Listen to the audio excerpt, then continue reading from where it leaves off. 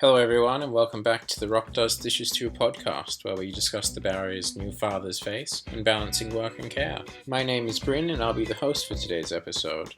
In the previous couple of episodes, we saw Adam go over various government policy issues, and Jack talk a bit about some of the cultural aspects of this challenge. But today we'll be dealing with the private sector and the workplace. I'll be outlining the landscape of flexible work and parental leave, and what its relationship with the workplace is. From there, Adam will be joining me to discuss who out of the private sector and the government should shoulder the greater burden of responsibility for managing and reforming these issues. Finally, I'll be investigating the male identity in the workplace and the dynamics of these ideas. So before we jump into the juicier aspects of flexible work and parental leave, I thought I'd give you a bit of a recap as to what I mean by flexible work. I know Adam has taken you through it, and I don't want to bore you too much, so I'll refer you back to his episode if you'd like a recap of parental leave. So what are flexible working arrangements? They're basically just work structures that might change the time or place of an employee's regularly scheduled work. So the reason I wanted to clear this up is that while researching these issues, I've come across a lot of people that assume flexible work is simply part-time work.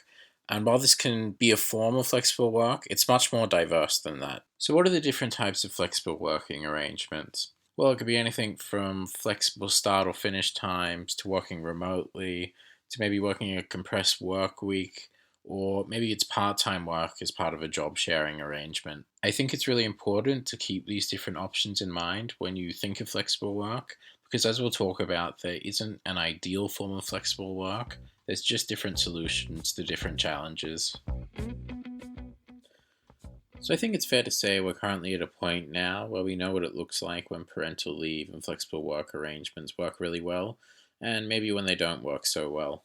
While there can be some structural problems that organizations have around policy and implementation, you tend to see that in the vast majority of cases, the success levels of these arrangements will come down to what type of culture a workplace has developed. Now, in terms of what I mean by culture in this context, I'm basically using it to refer to how well an organization has normalized the idea of a man prioritizing his care responsibilities. When it works well and fathers are able to spend more of the time they need at home, we can start to see some really great personal benefits, which boost to their mental health and a greater sense of satisfaction and motivation for their work. In fact, I'd say these benefits are more distinct when there is a clearly demarcated line between work and home. As an example of what I mean by that, a father might use flexible start times for his work in order to be home for the morning routine of his family, or perhaps finishing a bit earlier in order to pick up his kids from childcare. It's about having these times when work doesn't intrude into their home life, so fathers can have a more stable work-home life dynamic. Now, while this podcast does have a focus on men and the issues fathers face, this isn't just a male issue, so I'd like to take a moment to touch on the clear benefit for women when men spend more time in a caring capacity after their child is born. That benefit is that women find it easier to re-enter the workforce when men spend more time at home. Because of this, I would argue that if you want to boost outcomes for mothers at work, then the issue of fathers being too insecure to spend more time at home must also be addressed. In my opinion, these are really just two halves of the same issue, and there's never going to be a properly holistic solution until they're viewed that way. An organization that I've come across that does this really well is Deloitte. Deloitte is an accounting and professional services firm and has a parental leave policy that's an excellent example of a workplace providing a policy that lets the workers manage their work and care responsibilities on their own terms. So to break down their leave policy, Deloitte offers 18 weeks paid leave to both parents, and there's no distinction to gender in this policy. And they also allow this leave to be taken flexibly. So whether that is in large blocks or a couple of days a week until the leave is used up, you can use it pretty much however you want. And this can be done over a period of 3 years. The reason this is so good for parents is that they have options to consistently undertake care and family responsibilities without halting the momentum of their careers too much. And this is a large concern for many fathers that struggle with this issue, and something we'll talk more about in a moment. Now, I know not every business or workplace will have the means to replicate a policy as extensive as this, But there's multiple layers of assistance here that can be drawn on. So, whether that's an increased amount of parental leave for the secondary carer, as we now know them, or removing those primary or secondary carer titles, or the taking of leave flexibly, there's plenty of options there that other workplaces can use to formulate their own policies. So, despite these positive examples that can be found, right now we're in a situation where many men are reluctant to engage with flexible work, or even the statutorily required parental leave that they're entitled to. And we're certainly not seeing many men become the primary carer for their children.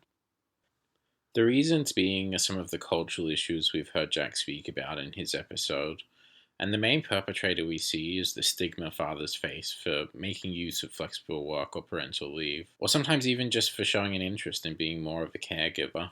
This stigma can take the form of career penalties, like putting a halt to the upward momentum in a father's career, or maybe becoming socially isolated by the judgment from their peers. I think it's fair to say that in a practical work context, having unsupportive or unaware managers are big factors in the use of these initiatives and the experience that stems from them. In my opinion, this is actually one of the biggest perpetuating factors for negative experiences in this space.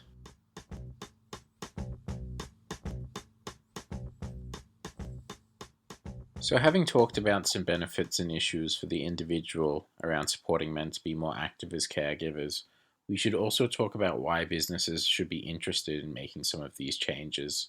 So, let's take a look at the business case and the direct business benefits of doing this.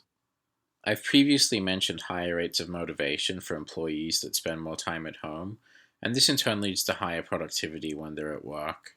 It doesn't cost any more to provide these options, yet the businesses reap these productivity benefits from them. This point alone is a great example of benefits for everyone involved when businesses invest in their workers, but there's still more to it. I also mentioned that mothers are more confident to re enter the workforce when fathers can spend more time at home, and this means there is a greater talent pool workplaces can draw their staff from. And then to extend this benefit even further, having strong parental leave and flexible work policies makes your workplace a more attractive option for prospective employees, and it's a good way to retain your current talent.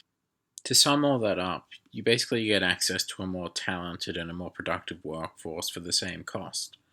And then meanwhile, the employees are gaining a greater sense of satisfaction from both their work and their home lives. So we've got all these really compelling reasons for businesses to improve these issues for men. But the frustrating thing at the moment is no one really seems to be taking control of this area.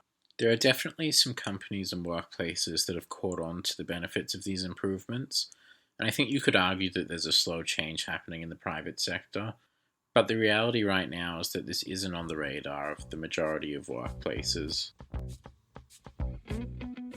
To help figure out whether it should come down to the private sector or the government to deal with these issues, Adam has joined me to discuss the problem. So, Adam, jumping straight into it, we see aside from a few companies, there's no one taking any real leadership in this area. Can you tell us a bit about the attitude and the approach the government is taking in this space? Yeah, what I was able to find in relation to who's taking responsibility in this area, the government has definitely shown a history of essentially passing it off to businesses for the most part, in my opinion. Even sifting through early parental policy legislation proposals, you could find mention of the role that businesses should be playing in implementing their own parental leave policies, which I found really interesting that even in the formation of legislation, those policymakers were still saying, yeah, we'll make some laws, but we don't want to get too involved. And so, as you just explained, Bryn, we have a situation where there's really progressive policies put forward by some companies, but we also have a lot of parents and fathers struggling with the current lack of legislative policies and sometimes also suffering discrimination from their employer who either doesn't want to or can't match even the bare minimum that they're legally required to provide to new fathers. So, Adam, what role do you think the government should be playing then? I think without exposing too much of what I'll be recommending in the final episode, there is a far greater role the government can and should be playing in this area. I think policymakers can start by making use of their own resources and research organisations, including the Australian Institute of Family Studies, to help guide a bit of a reformed attitude towards parental-focused policies. So, from what you've seen so far, Adam, what do you think the things are that are preventing the government from getting more involved in this area? Yeah, it's a tricky one. I think, well, one reason might be that policymakers have a lot of external factors to consider when creating and implementing policies, and that also includes voters. So a lot does need to happen in terms of perceptions of parenting and also culturally first in order to maybe unlock that underlying confining factor. And also, I think while the government has certainly provided advice for businesses on how to conduct procedures related to parents or fathers taking leave or coming back to work, they haven't really provided an incentive for businesses to act upon this advice. So whether that incentive is in the form of education on the business benefits of implementing better policies or subsidies of some sort or even harsher penalties. But I think we might have to maybe save that discussion for the final episode. Yeah, I think you're right about that. Thanks for joining me, Adam. This has been a great introduction into some of the things we'll be talking about in the final episode. So we'll see you then.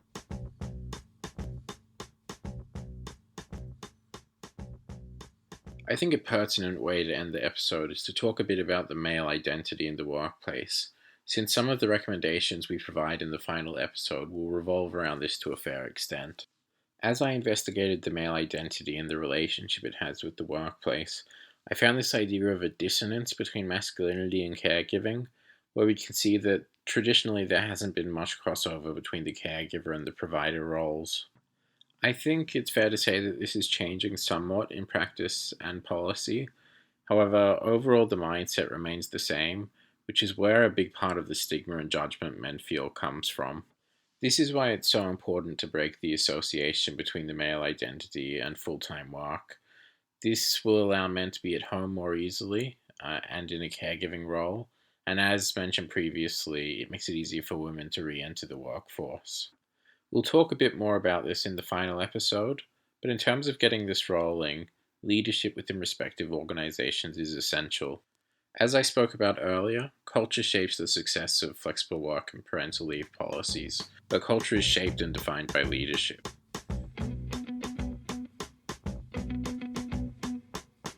That's all I have for you today, so a big thank you to everybody that listened until the end and put up with my monotone voice. In the next episode, Caleb will be taking you through the international comparisons when it comes to fathers balancing work and care. This was the Rock Does Dishes 2 podcast, and thanks again for listening.